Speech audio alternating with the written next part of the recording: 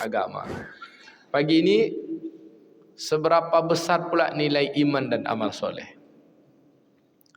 Dunia ini tak ada nilai kalau tak ada agama. Kan kemarin gitu kan? Dunia ini tidak ada nilainya, tidak ada harganya tanpa agama. Bahkan alam semesta ini masih Allah pertahankan karena ada orang yang menyebut Allah. Masih ada orang beriman menyebut nama Allah, maka kiamat tak terjadi. Begitu juga sosok diri seorang manusia, dia baru bernilai ketika berisi ruhnya. Ketika ruhnya membersamai keberadaan, hidup qalbunya. Ruh yang memiliki kehidupan, ruh yang memiliki pancaran kehidupan qalbu, hati. Yang Nabi sebut orang-orang yang muzakirin. Masalul ladzi yazkuru rabbahu wal ladzi la yazkuruhu kamasalil hayy wal mayyit. Perumpamaan orang berzikir dan tak berzikir itu sama seperti orang hidup dengan orang mati. Maka bumi ini kalau tak ada Allah, menyebut nama Allah, kiamat dunia ini. Manusia kalau tidak lagi menyebut Allah, tidak lagi beriman kepada Allah, maka hakikatnya dia adalah bangkai yang sedang berjalan. Bapak Ibu yang dimuliakan Allah, jadi harga dari semua itu adalah ketika semuanya membersamai dengan Allah. Apa itu membersamai dengan Allah? Pesan Nabi kan?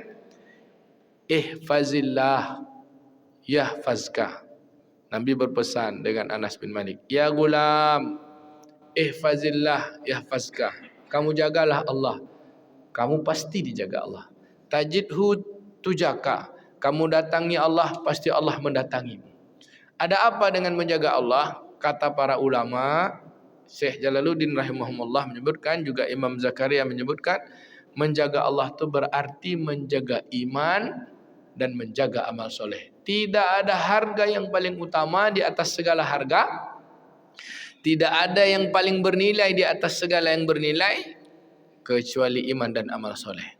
Jika kita menilai yang paling berharga atau yang paling bernilai adalah dunia, dunia akan sirna. Kalau kita mau menilai sesuatu yang paling berharga adalah harta, harta pun habis jadi rongsokan.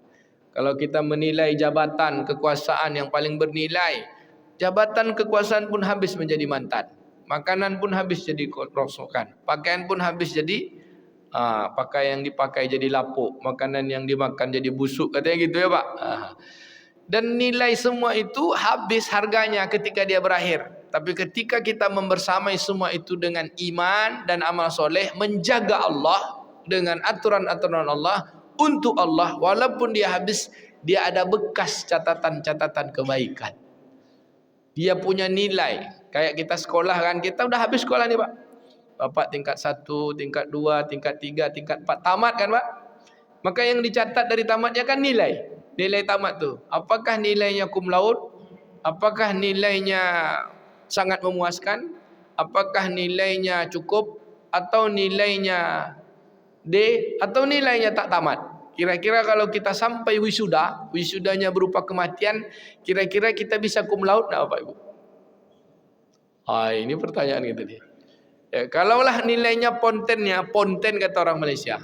Ponten tahu Pak Azmi? Ponten. Apa tuh Pak Edwan? Ya. Ponten itu bukan nilai Pak. Bahasa Malaysia, ponten itu bukan checklist juga. Nah, ini kisah sikit nih cerita. Jadi saya waktu kuliah di Malaysia itu tahun 2003, 2002, 2003 sampai 2004 kan Pak. Jadi kami naik kapal Indomal Pak dari Sungai Duku nih. Ada dua dulu, Surya Gemilang satu, Indomal satu. Kalau selama panjang Sungai Duku itu tak bisa ngebut tuh Pak. Tapi kalau udah keluar dari Sungai Duku sampai ke Selat Bengkalis tuh, itu baru ngebut tuh. Putus 1 jam cuma tuh ke Melaka. Sampai di Melaka karena ada departurkat. Nah, departurkat itu kan putih tuh Pak. Kartu putih. Ditulis tujuan, nama siapa, nomor paspor ini, kemudian tujuan kemana. Ketika itu saya turun dari peri itu terlambat. Karena ada TKI yang ditahan tak boleh turun. Terlambat, saya student. Saya tunjukkan lah, ini saya pisah, saya student. Oh, awak mesti isi kad kedatangan. Saya isi.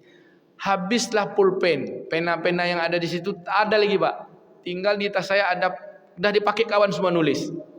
Pena di situ ada pena warna, saya punya pena tinta merah. Saya tulislah.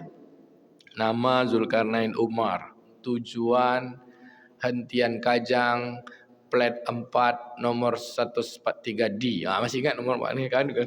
Kemudian Selangor Darul Ihsan, Universiti Kebangsaan Malaysia. Sudah itu langsung saya cop pasport. Nak pergi cop tu langsung dia tengok. Awak tulis depan kad kedatang ni pakai warna merah ya, kata dia. Marah dia, Pak. Awak tahu tak? Warna merah ini ponten tak lulus lah, kata dia. Ada kalimat ponten. Ponten tak lulus lah. Awak tak boleh tahu, kata dia. Marah dia, Pak. Tak boleh ni. Mesti awak tukar. Kalau tak boleh, awak tak boleh masuk. Ponten tu saya bilang. Ponten tu mesti lulus. Tak, kalau merah ni tak lulus. Oh, apalah ponten ni? Rupanya ponten tu point 10. Poin 10. Jadi sempurnanya nilai itu 10. Kalau ini awak tak lulus, tak dapat ponten lah. Gitu, Pak. Kira-kira kalau kita di ponten kita ni point 10 atau point 5 atau point 4 atau point 7, Pak. Kan gitu. Tak ada point 10 tu sempurna nilainya 10. Kan, dapat ponten lah, ponten ni keren lah gitu. Bapak Ibu yang dimuliakan Allah, maka perjalanan hidup kita ni itu ice breaking ya, Pak. Ya kan, supaya tahu makna ponten. Kita orang Melayu ponten apa, ponten ya, Pak. Poin 10. Poin 10 itu kan nilai tertinggi dari 1 sampai 10. Dan ternyata nilai kehidupan kita ini adalah kebersamaan dengan Allah. Nilai 10 itu hanya ada pada iman dan amal soleh. Punya harta dapat 10 nilainya, atau 100 nilainya, atau cum laude nilainya, atau A nilainya, ketika harta membersamai dengan iman dan amal soleh. Ketika susah, miskin tak punya apa-apa, miskin papa kedana, nilainya itu tetap sukses dia. Dengan apa? Dengan iman dan amal soleh.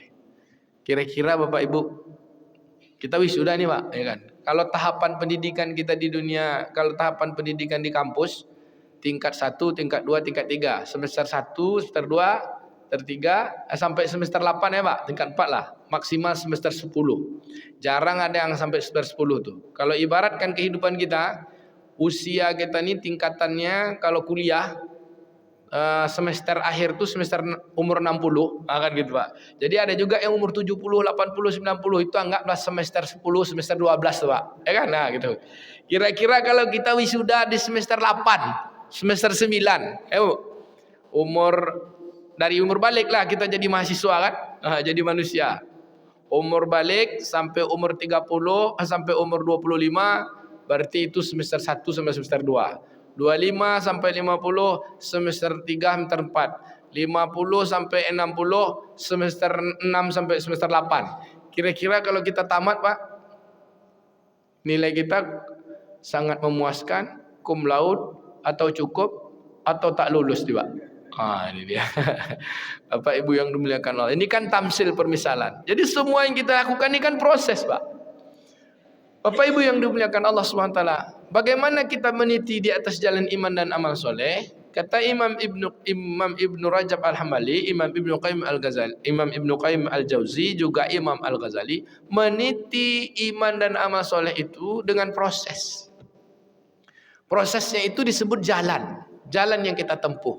Jalan yang kita tempuh itulah setiap waktu kita minta supaya kita tidak gagal berada di jalan itu sampai pada batas finish. Apa jalannya, Pak? Siratal mustaqim. Kenapa sebut jalan, Pak? Kan jalan yang lurus. Kenapa tidak langsung aja tegak lurus gitu, Pak? Kenapa mesti sirat?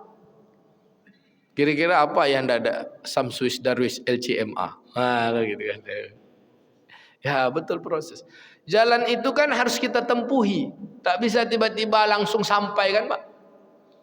Kita menempuhnya itu sejak kapan? Sejak kita diciptakan, lalu kita diberikan kewajiban mukallaf. Sejak usia kita balik sampai kita habis waktu finish pada jalan itu. Jalannya hanya ada 2. Satu jalan yang lurus, satu lagi jalan yang bengkok. Tapi kalau kita lihat dalam Quran, jalan itu 3 aja. Siratal mustaqim, yaitu jalan orang yang lurus yang mendapat nikmat. Yang kedua jalan orang yang dimurkai. Yang ketiga jalan orang yang sesat. 1 siratal mustaqim, yang kedua al-maghdub, yang ketiga ad-dallun. Jadi ada jalan yang al-mustaqim, al-maghdub dan ad-dallun. Yang kita baca tu kan Pak, siratal ladzina an'amta 'alaihim ghairil maghdubi 'alaihim waladdallin. Jalan yang lurus ya Allah. Bukan jalan yang engkau murkai, bukan pula jalan yang sesat. Jalan yang lurus itu nilainya hanya ada 3 Pak. Nilainya. Kalau dia lulus kan, di atas jalan lurus itu nilainya 3. 1 summa cum laude. Summa cum laude itu untuk para nabi dan orang-orang pilihan. Orang pilihan itu rasanya jemaah Masjid Muhajirin inilah kira-kira. InsyaAllah ya Pak. Ya. Di atas summa cum laude itu cum laude ya Pak. Cum laude itu siapa? Orang-orang siddiq. Orang-orang yang betul membenarkan Allah Ta'ala. Yang ketiga, orang-orang yang sangat memuaskan. Adalah orang yang memuaskan, alhamdulillah, memuaskan dan sangat memuaskan. Yang cukup tak cukup itu takut kita nanti, termasuk kelompok orang yang cukup tapi masih ada, mesti ditransit dulu sebentar, ya Pak. Kurang maksudnya ya, kurang cukup, cukup memuaskan, sangat memuaskan, cum laude. Mudah-mudahan kita cukup lah ya Pak. Atau di atas itu Pak. Bapak mau cukup, mau cum laude atau mau semua cum laude? Yang maunya kita cum laude kan? Ketika kita kuliah kan semua mahasiswa atau semua orang dalam proses pendidikan itu semua kepingin tamat dengan prestasi yang baik. Tapi ketika menjalani prosesnya tak semuanya sungguh-sungguh. Ada mahasiswa tipenya cuma datang ke kampus, celana koyak, baju koyak, yang penting ada kartu mahasiswa. Iya Bang. Ya kan itu, penting namanya mahasiswa. Celana koyak, baju koyak, buku tak pernah tulis, ya kan? Tugas tak pernah kerjakan. Yang penting aku mahasiswa. Orang tamat dia tinggal. Ada juga mahasiswa yang dia sibuk nolong orang aja, dia lupa dengan dirinya, aktivis. Ketika dia hilang orang rindu sama dia. Orang tamat dia gagal. Tapi ada orang yang dua-duanya. Untuk orang dia tolong, untuk dirinya dia tolong. Aktivis juga, akademis juga. Nah, seperti Ustaz Nasri Nijal lah Pak, ya kan? Aktivis dan akademis. Ketika tamat semuanya berprestasi. Begitu juga kita dalam hidup ini. Dalam kehidupan ini, iman dan amal soleh itu di atas jalan siratal mustaqim. Siratal mustaqim itu ditempuh dengan 2 tugas. Tugas pertama untuk dirinya kepada Allah sebagai individu. Tugas kedua dirinya kepada sesama manusia dalam hubungan sosial. Individual dan sosial. Individu tugasnya sebagai Abdullah. Sosial tugasnya sebagai khalifah. Banyak orang sibuk ngurusin urusan khalifah, lupa urusan Abdullah. Tapi ketika urusan-urusan khalifah ini sudah ditugaskan kepada yang lain, dia tak sanggup Pak, biasa yang lain aja ngerjakan. Maka dia lepas kewajibannya. Maka kewajiban yang utama yang akan dimintakan pertanggungjawaban jawabnya adalah tugasnya sebagai Abdullah. Jadi ada orang yang mahasiswa nih, kalau mahasiswa di kampus, dia sibuk jadi aktivis, lupa tugasnya sebagai akademis, dia sebagai mahasiswa. Maka ketika aktivisnya selesai, semua dia bagus, mahasiswa kawan-kawannya prestasi aktivis, tapi lupa tugas kuliahnya, tamat nak kira-kira? Gagal ya kan? Maka mana lebih utama? Enggak jadi aktivis enggak apa-apa, tapi jadi mahasiswa yang benar dengan akademisnya mesti. Enggak tugas khalifah dalam konteks kita di atas jalan kehidupan ini. Tadi kan tamsilnya. Kalau ke kita, tidaklah sempurna betul kita menjadi khalifah. Khalifah maknanya menolong orang, menolong semuanya itu. Sesanggupnya kita aja. Karena tak semua yang bisa jadi dokter, tak semua jadi ahli ekonomi, tak semua jadi ahli hukum, tak semua. Saya cuma jadi pemulung. Jadilah. Pemulung itu berguna tak Pak? Berguna. Maka ketika kita menjadi seseorang, apapun profesi kehidupan ini, kita mengerjakannya dengan baik. Dengan baik itu atas iman dan amal yang baik. Iman dan amal baik, apapun profesinya Allah tak pandang. Allah cuma tengok bagaimana kesungguhannya mengerjakan itu untuk berbagi. Disebutlah khairun nas anfa'uhum linnas. Manusia terbaik adalah yang paling baik, yang paling banyak manfaatnya bagi manusia yang lain. Cuma jadi pemulung, tapi tugasnya kepada Allah menjadi Abdullah. Oh, seperti Uwais Al-Qarni Pak. Di kehidupan sosial dia dianggap orang, dia memang miskin, bahkan dianggap orang gila dia Pak. Baju compang-camping, orang tak berguna. Dia baktinya kepada ibunya luar biasa. Solat malamnya, zikirnya menggetarkan langit. 2 kali dia ingin bertemu kepada Rasulullah SAW di Madinah. Pada tahun ke-7 Hijriah dia datang ke Madinah nak jumpa Nabi. Dalam 2 hari dia tunggu Nabi tak ada. Cepat lagi dia balik ke negeri Syam kerana dia terkenang emaknya. Sudah tu dia datang lagi setelah menjelang Futuh Makkah. Dalam kisahnya itu dia datang lagi ke Madinah juga tak ketemu Rasulullah, dia balik. Dia bertemu dengan sahabat tak bertemu Rasulullah, maka dia dikelompokkan tabi'in. Ketika Nabi pesankan kepada Umar bin Khattab, kata Nabi, nanti sepeninggal aku ada seseorang yang terkenal di langit tapi tak terkenal di bumi. Sepeninggal aku, ketika kalian bertemu dengan beliau, mintalah doa kepadanya. Apa tandanya? Dalam riwayat itu ada 2. Telapak tangannya hitam, punggungnya ini bekas hitam. Hitam bekas punggungnya. Jadi ketika Khalifah Umar bin Khattab jadi khalifah, dia tunggu jemaah haji dari negeri Syam. Dia tunggu pak satu-satu. Dia tanya, ada di sini ada seseorang yang punggungnya hitam, kan gitu. Yang punggungnya hitam, yang dari negeri Syam, orang yang susah dan sebagainya. Katanya ada. Dengan ciri-ciri disebutkan itulah. Dia ditanya, siapa dia? Namanya Uwais. Orang bilang, dia biasa-biasa aja wahai khalifah. Orang tak terpandang lah. Miskin pula. Dia naik haji pun dengan kepayahan dan kesusahan. Dia berangkat haji dengan mengendong maknya. Setelah itu khalifah datang kepadanya, wahai Uwais, aku dipesankan pada Rasulullah, aku mohon doa kepadamu. Mohon doakan aku, kata Khalifah Umar bin Khattab. Engkau adalah manusia yang terkenal di langit tapi tak terkenal di bumi. Doakan aku. Doakannya lah khalifah, diberi kesehatan, diberi kekuatan, amanah dengan doa-doa yang baik. Lalu kata khalifah, jika kau pulang nanti ke negeri Syam, sampaikan kepada gubernur Syam, semua keperluan kehidupanmu ditanggung. Engkau apapun yang kamu mau ditanggung. Apa kata Uwais? Wahai khalifah, biarkanlah aku seperti ini. Tak perlu ada orang kenal dengan aku. Cukuplah aku bersama Allah Subhanahu wa taala. Wah, ini Pak. Dalam posisi kajian kita ni, dia bertugas untuk dunia ni biasa-biasa saja, tapi dia tolong orang. Tapi ketika urusannya kepada Allah, dia sungguh-sungguh di atas iman dan amal soleh. Bapak Ibu, seberapa harga iman dan amal soleh? Saya ulangi, harga iman dan amal soleh, harga yang paling tinggi dari semua harga. Balasan yang pantas atas iman dan amal soleh adalah surga. Surat Al-Bayyinah ayat ke-6. A'udzu billahi minasy syaithanir rajim. Bismillahirrahmanirrahim. Innal ladzina amanu wa 'amilus solihati ulaika hum khairul bariyah. جزاؤهم عند ربهم جنات عدن تجري من تحتها الأنهار خالدين فيها أبدا رضي الله عنهم ورضوا عنه ذلك لمن خشي ربه. Itu balasannya Pak.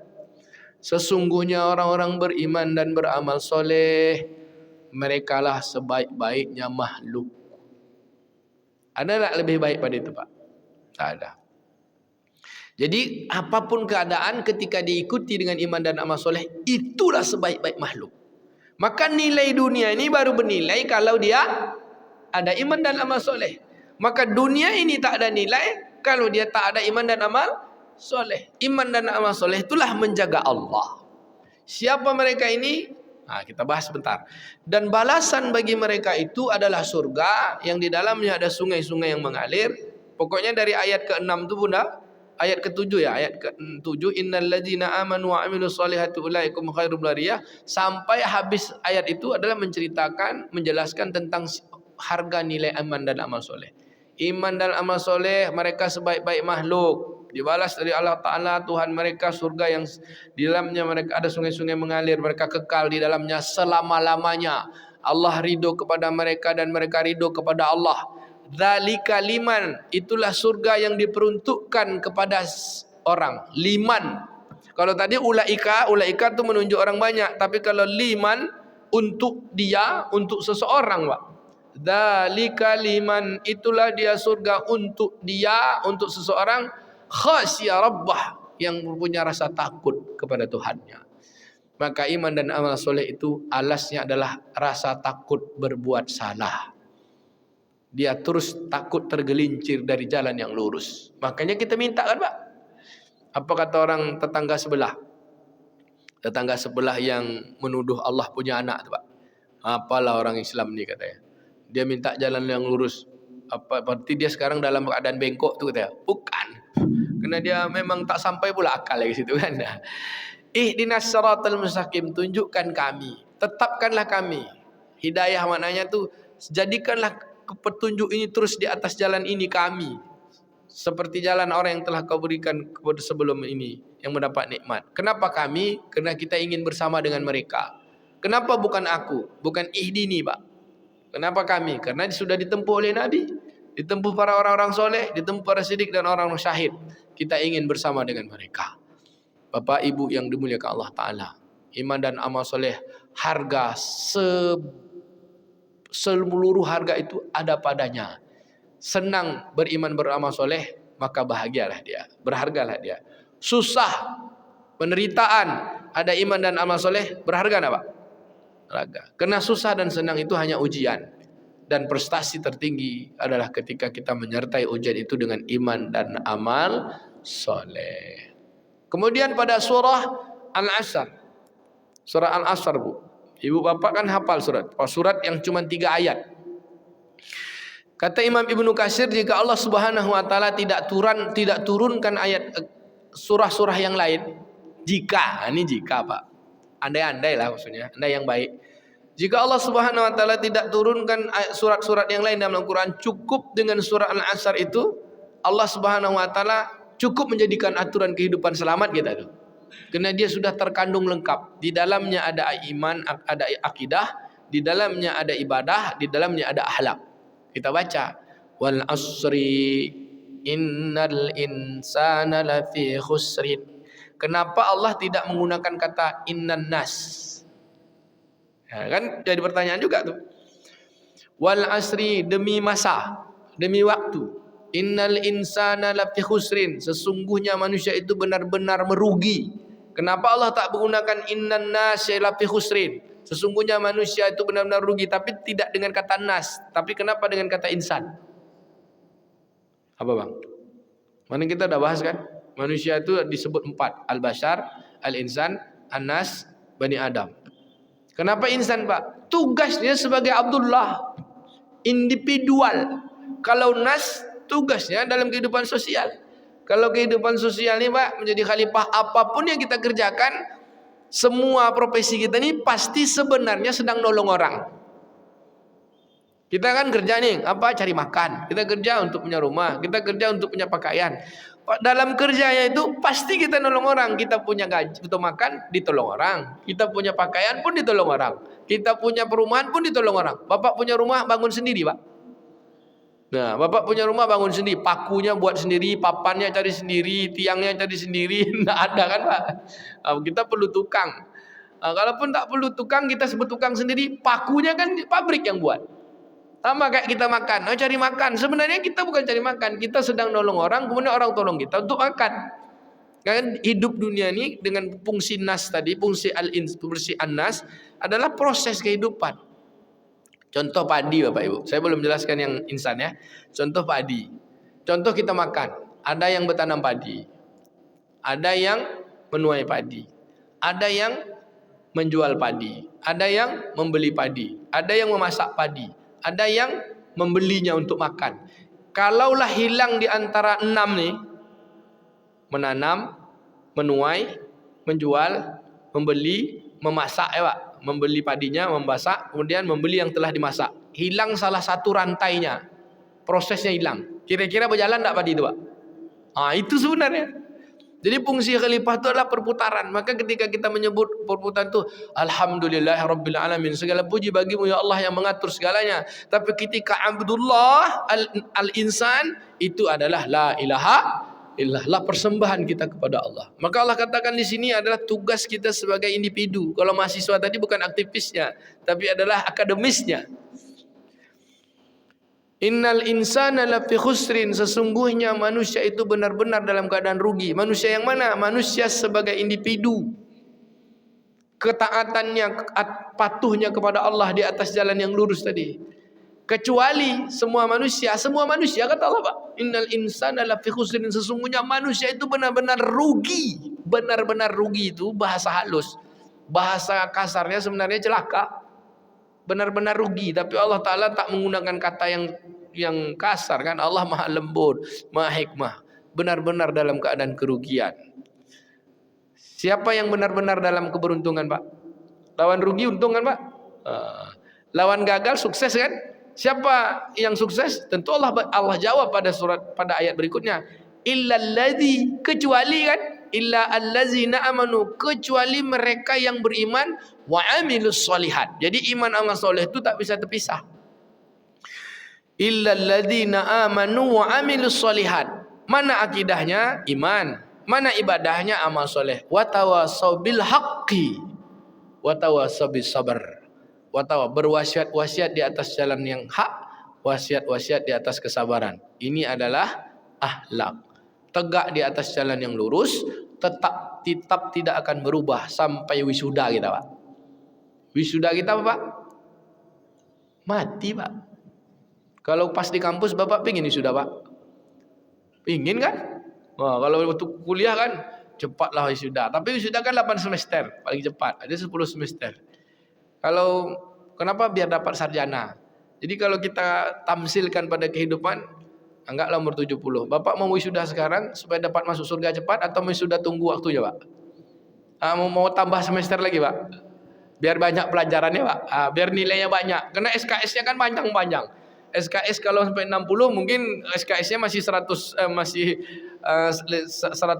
SKS. Kalau diperpanjang usianya 70, 80, 90, banyak SKS yang selesai pelajaran. Ada pelajaran kesabaran, ada pelajaran keistiqomahan. Makin panjang pelajarannya, Bu, makin banyak nilainya. Kan itu kata Nabi, beruntunglah orang berusia panjang dalam amal soleh. Banyak amalnya.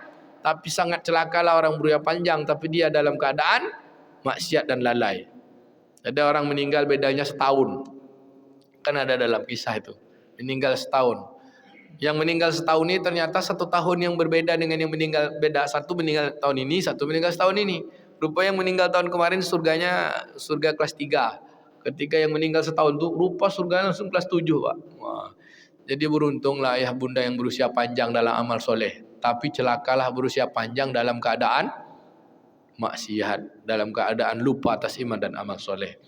Maka Bapak Ibu yang dimuliakan Allah, balasan ke atas iman amal soleh ini surga, dan harga dari seluruh keberuntungan kesuksesan adalah iman dan amal soleh. Kita lihat pada surah Al-Kahfi ayat 107.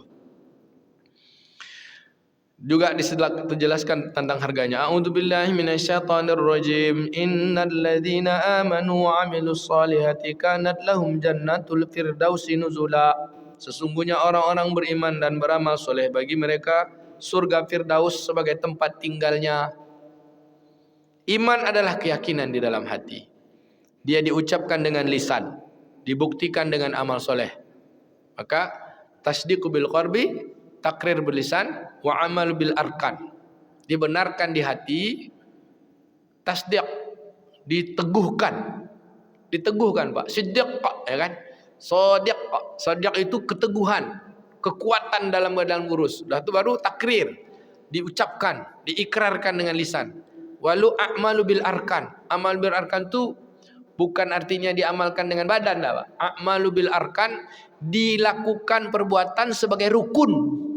Jadi tiangnya iman itu ada 3. 1, dibenarkan dengan hati, diucap dengan lisan, dibuat dalam amal badan. Jika tak hilang salah satu 3-nya, hilang tungkunya, Pak. Ibarat orang kampung, Pak, 3 tungku sejarangan. Dia ada dalam hati, dia ada dalam ucapan, tapi tak ada dalam perbuatan. Masuk beriman tak, Pak? Ada dalam hati, ada dalam ucapan, tapi tak ada dalam perbuatan. Tak beriman, namanya fasik. Ada dalam ucapan, ada dalam perbuatan, tak ada dalam hati. Apa namanya itu, Pak? Munafik. Tak ada dalam hati, tak ada dalam ucapan. Pura-pura berbuat, kafir dia. Bapak Ibu yang dimuliakan Allah Subhanahu wa taala, ini dia. Hakikat iman, kata Nabi sallallahu alaihi wasallam, al-imanu yad'u sab'una sab'ah. Kita baca ya. Al-imanu bid'u sab'una su'bah. Iman itu, saya ulangi. Al-imanu bid'us sab'una su'bah. Iman itu memiliki 70 cabang. Yang paling utama fa afdalaha qaula la ilaha illallah. Yang paling utama adalah mengucapkan la ilaha illallah. Dan wa adanaha, dan yang paling rendah adalah menyingkirkan gangguan dari jalan. Dan malu, al-haya'u minal iman. Malu pun adalah cabang dari iman. Bapak Ibu yang dimuliakan Allah Ta'ala, ketika kita melihat ataupun mendengar hadis ini, maka pertahankanlah yang paling tinggi dari iman itu adalah la ilaha illallah. Maka Nabi katakan, aksiru min qauli la ilaha illallah, perbanyaklah ucap la ilaha illallah. Semoga dengan kalimat itu kita diberi kekuatan untuk beramal, mempersembahkan semua urusan kepada Allah. Semoga dengan kalimat itu kita paham bahwa yang kita tuju adalah Allah, kita patuh adalah Allah, kita melakukan segala satu karena Allah. InsyaAllah kita tinggi melakukan sesuatu karena itu, artinya iman dan amal soleh. Dan kita ketika mati kita mampu mengakui, mengucapkan kalimat itu, kalimat la ilaha illallah. Itu summa cum laude tu Pak. Pasti tu Pak, summa cum laude. Bapak Ibu mau summa cum laude tak? Saya mau summa cum laude juga Pak, ya kan? Maka belajar tak pernah berhenti Pak. Belajar atas perjalanan iman ini dengan amal soleh. Bapak Ibu yang dimuliakan Allah, 4 kunci keselamatan untuk menjaga iman ini. 4 kuncinya ada pada surah Al-Asr tadi. 1, pegang teguh keimanan dengan meyakinkan di dalam hati kita. Tasdik dengan hati itu bagaimana caranya? Ulang-ulang untuk mendengarnya. Ulang-ulang tambahkan kemuliaannya. Maka kata ulama, bicarakan tentang kebesaran Allah, lihatlah kebesaran Allah, dengarlah ayat-ayat kebesaran Allah, sehingga hati kita bisa tertancap kebenarannya. Contoh, ini satu pertama ya, pertahankan kekuatan iman. Ketika seseorang mendengar emas itu mahal, berbuat tak cari emas Pak. Emas itu mahal atau duit berharga. Hari-hari cerita duit berharga. Nampak duit, wih mantap duitnya banyak. Terdengar pula cerita ya kan. Duitnya nampak, duitnya didengar, duitnya dimiliki, ya kan? Maka tahu betul lah gunanya duit. Masuklah kebesaran duit dalam hati. Hilang duit, stres. Betul Pak? Betul Bu? Ya kan? Ya, karena kita mendengar duit itu hebat, didengarkan. Kemudian kita melihat ada duitnya. Oh iya, orang punya duit nampak bisa apa semuanya. Lalu dengan itu kan masuk dia. Memanglah duit nih. Kalau udah punya duit mantap kan gitu. Maka untuk iman ini, dengarkan kebesaran Allah, dengarkan ayat-ayat Allah, lihat semua dan hayati semua, maka masuklah kebesaran Allah dalam hati. Maka kata Nabi kan itu, maknanya ucapkan aksiru min qauli la ilaha illallah, banyak-banyaklah ucap la ilaha illallah itu maknanya ucapkan kebesaran Allah, keagungan Allah, patuh kepada Allah, nanti hilanglah kebesaran makhluk di dalam hati kita. Maka bicarakan, dengarkan, masukkan. Yang kedua, bicarakan, dengarkan, masukkan, lalu beramal dengannya. Lakukan perbuatannya. Kan orang tahu, nampak duit, dengar duit, maka dia berusaha cari duit. Betul Pak? Maka kejar itu dengan amal. Apa amalnya? Datang kepada Allah. Tajidhu tujaka. Kalau kamu datang kepada Allah, Allah datang kepadamu. Kalau kamu datang berlari dan berjalan, Allah datang berlari. Kalau kamu datang sejengkal, Allah datang sehasta. Kalau kita jalan cepat kepada Allah, lebih cepat dari apa yang kedatangan kita kepadanya. Bapak Ibu yang dimuliakan Allah Ta'ala, bagaimana lagi yang mempertahankannya? Dengarkan, perlihatkan, kemudian lakukan, ya kan? Ucapkan, lakukan. Kemudian yang ketiga, dakwahkan Pak. Sampaikan. Tadi kan Pak, tadi dengarkan tentang kebesaran Allah. Kemudian lihat kebesaran Allah. Udah tuh rasakan ya Bu, masuk dalam hati. Setelah itu amalkan dalam perbuatan. Setelah itu apa lagi yang ketiga? Dakwahkan, sampaikan. Oh, Allah tuh hebat. Allah tuh ni aja tengok. Gitu kan. Sampaikan. Dakwahkan. Dakwahkan, sampaikan. Yang ketiga, Yang terakhir, yang keempat, pertahankan. Apa itu pertahankan? Tetaplah dalam kesabaran. Maka dituliskan di dalam kitab ini 4 kunci keselamatan. Jaga iman, lakukan iman itu dalam perbuatan, dakwahkan iman, sampaikan, lalu pertahankan dalam kesabaran. Tunggulah wisuda yang akan datang. Namanya kematian. Pasti summa cum laude, Pak. Bapak Ibu yang dimuliakan Allah Ta'ala, balasan bagi mereka dengan mempertahankan itu atas iman dan amal solehnya, kata Allah Ta'ala dalam surah An-Nahl ayat 97, Man amila salihan min zakarin aw unsa wa huwa mu'min. Barang siapa yang beriman soleh, baik laki-laki maupun perempuan, dan ia benar-benar beriman, sedang beriman. Apa kata Allah? Fala nahyanatan hayatat thayyibah. Dan sungguh bagi mereka, Allah katakan ini ya, fala nuhyiyannahu hayatun thayyibatun wala najziyannahum ajrahum bi ahsani ma kanu ya'malun. Sungguh akan kami berikan kepada mereka kehidupan yang baik dan pahala yang lebih baik, balasan yang baik atas apa yang mereka kerjakan, yaitu surga Jannatu Aden, Jannatu Naim, Jannatul Firdaus. Bapak mau yang mana? Jannatu Aden atau Jannatu Naim atau Jannatul Firdaus? Serah aja lah, Pak. Mungkin yang Jannatu Aden itu, Bu, yang nilainya sangat memuaskan, ya nak?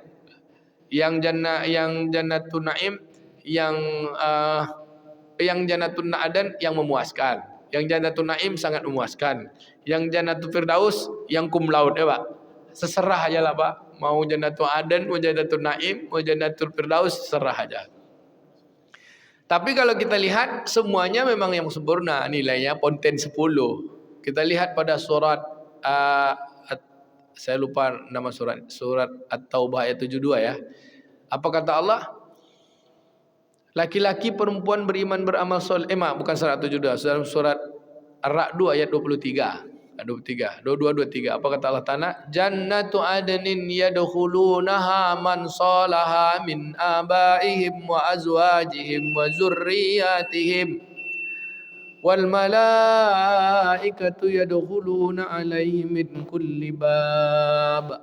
Saya ulangi. Jannatu adnin yadkhulunaha man salaha min abaihim wa azwajihim wa zurriyatihim wal malaikatu yadkhuluna alaihim min kulli bab. Surah Ar-Ra'd.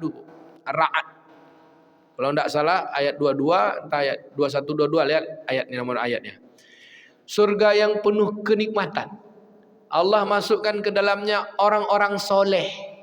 Soleh lupa atas keimanannya, man solaha, orang-orang beriman soleh, beramal soleh. Siapa mereka? Aba-aba kita. Bahasa Minangnya, Pak. Aba orang Minang kan, Pak? Kan di situ Allah katakan abaihim. Aba tu, Pak. Jadi orang Minang ni duluan juga di bahasa Arab, ya, Pak. Abaihim, ayah-ayah mereka, mak-mak mereka, orang-orang tua mereka. Wa azwajihim, pasangan hidup mereka, suami istri. Bapak mau masuk surga dengan istri bapak nak, Pak? Diam, Bapak agak payah nampak ini. Ibu mau masuk surga sama suami ibu tak? Mau. Ibu mau, bapak pun nak mau, Pak. Mau lah ya, Pak, mau lah. Suami istri.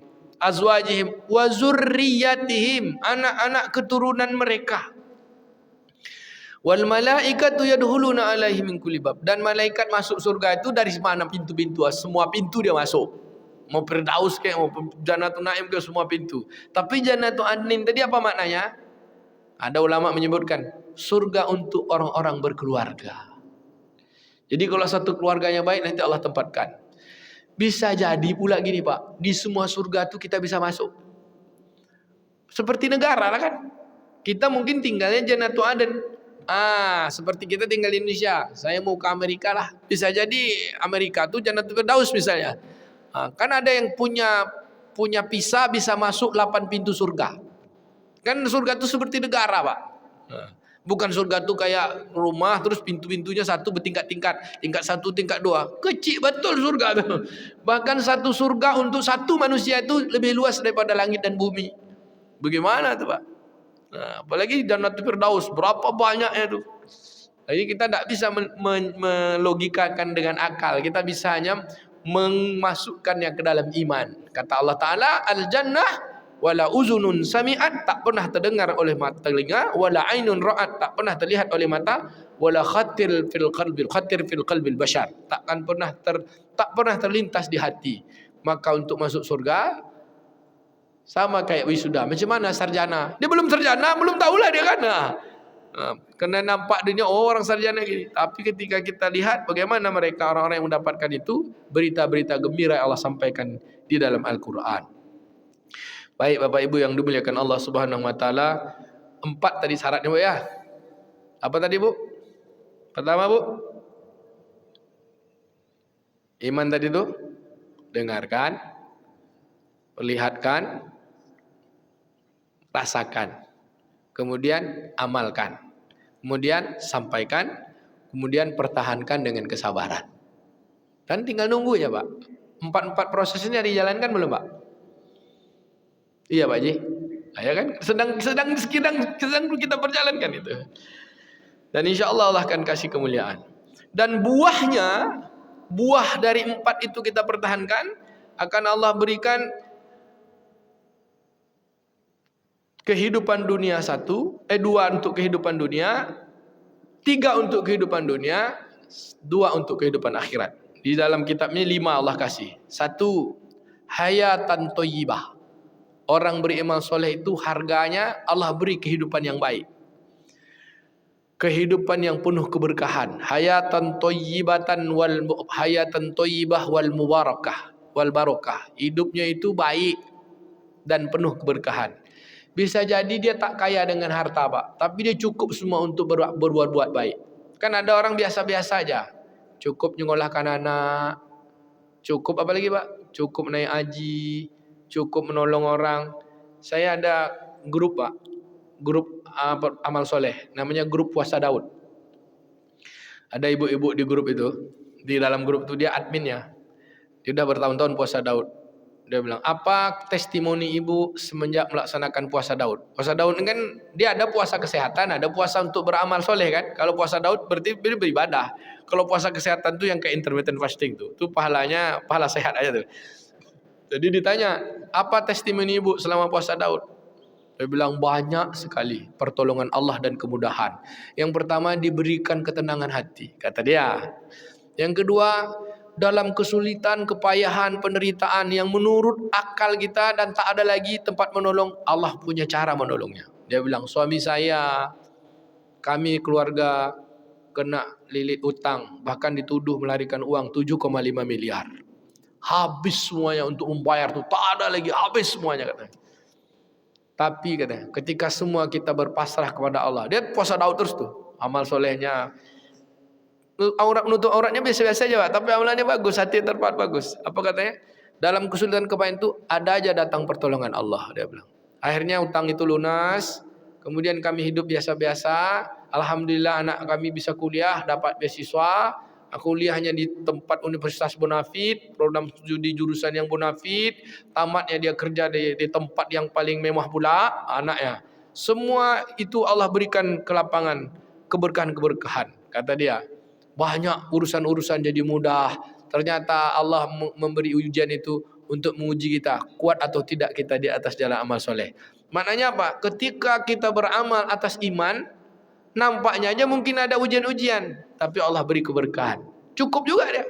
Diuji dengan sulit, rupanya ada jalan keluar dari kesulitan. Itu kan ya Allah katakan, ja'alallahu lahu likulli dikin makhraja, bagi mereka dari kesulitan akan Allah berikan jalan keluarnya, wa likulli haman faraja, dari setiap kesedihan akan Allah beri kebahagiaan, wa razaqahu min haitsu la yahtasib, dan diberikan rezeki dari jalan yang tak disangka-sangka.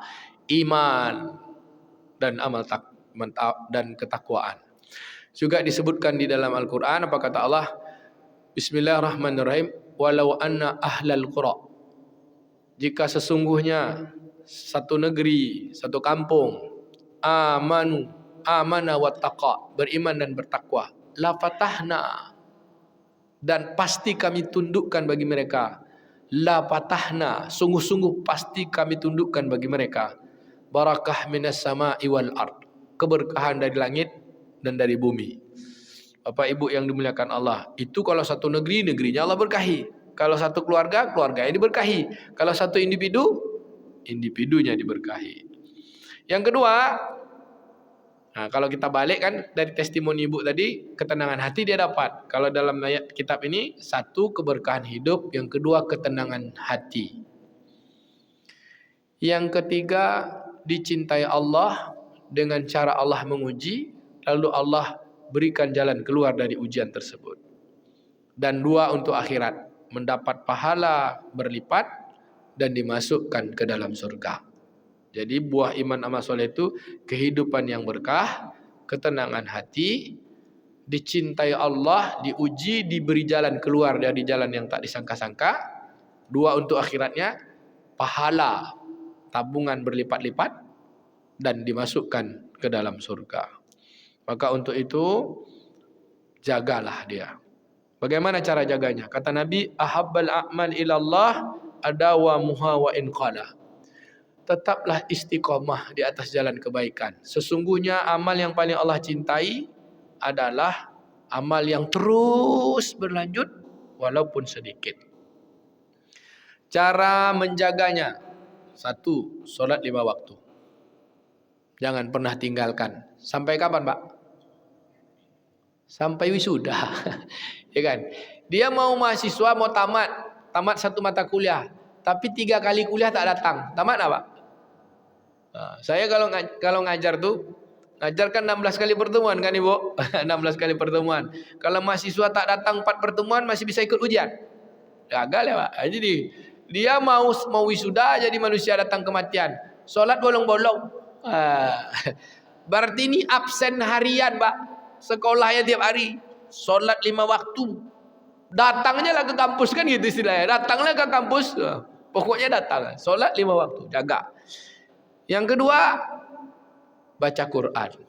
Apa bedanya dengan maksud tadi? Udah datang ke kampus, pelajari catatan yang dikasih. Kalau di kampus kan belajar kita ada catatan. Ke dunia ini catatannya udah dikasih. Ini catatannya. Yang dikasihkan kepada, yang diaji amal oleh para nabi, kita tak perlu lagi nyatat, Bu, tinggal baca. Yang nyatat kan udah dicatatkan oleh para sahabat dulu kan, dari zaman Khalifah Abu Bakar, selesainya pada Khalifah Utsman bin Affan, disebutlah Mushaf Utsmani. Sebelum itu kan dihafal semua. Sekarang udah ada, bacalah tuh. Udah selesai bacanya, Pak. Kalau udah selesai baca diulang-ulang kan. Kita kayak ada dokter kan, ada dokter spesialis jantung. Dia bingung tentang sesuatu bab jantung tuh dia buka lagi. Mana kemarin tuh ya bab-bab tentang arteri, bukalah lagi kan gitu. Kayak kita buka nih. Mana tentang zakat, mana tentang amal soleh, baca hari-harian. Karena dia jimat kehidupan. Silahkan mencontek, takkan berdosa. Menconteknya malah berpahala. Kalau mencontek di kampus tak boleh, Pak, ya kan? Tapi kalau gagal mencontek bisa diulang. Kalau di dunia ini kalau mencontek tak pernah, membaca tak pernah, atau kalau mencontek pun kalau gagal bisa diulang tak, Pak? Tak ada. Contek dapat pahala, ya kan? Membaca pahala, meniru dapat pahala. Karena kalau gagal tak bisa diulang. Dah masuk kubur, ya Allah balikkanlah aku ke dunia, aku mau ujian ulangan. Ya, mau sekolah lagi, tak bisa, Pak. Baik Bapak Ibu yang dimuliakan Allah Taala. Yang ketiga, jaga semua kondisi hati dengan zikir pagi dan petang. Ini termasuk kajian ni kan zikir pagi petang. Tidak harus menyebut subhanallah. Kita ngaji duduk dalam majlis, menyebut kebesaran Allah, berzikir kepada Allah, membaca ayat-ayat Allah, bersolat kepada Rasulullah adalah bagian dari zikir pagi dan petang kita. Dan perbanyaklah sedekah. Sedekah ini mempertahankan diri kita untuk tetap di atas jalan kebaikan. Kata ulama, sedekah ini menurunkan ego, Pak. Menurunkan nafsu, aku. Dan amal-amal soleh yang lain. Berbakti kepada orang tua, menjaga silaturahim, bergaul dengan manusia dengan akhlak yang baik, istiqomahlah hingga akhir hayat. Dan jangan lupa setiap waktu selesai solat, mohon doa kepada Allah. Surah Ali Imran ayat ke-8. Rabbana la tuzigh qulubana ba'da id hadaitana wa hab lana min ladunka rahmatan innaka antal wahhab. Dan harga iman dan amal soleh adalah harga yang paling tinggi dari semua yang berharga. Maka milikilah dunia ini dengan iman dan amal soleh, atau kita mendapatkan kesulitan, kesedihan, kepayahan, tetap di atas jalan iman dan amal soleh. Pegang teguhlah dia. Dia akan membawakan kita kepada kesuksesan.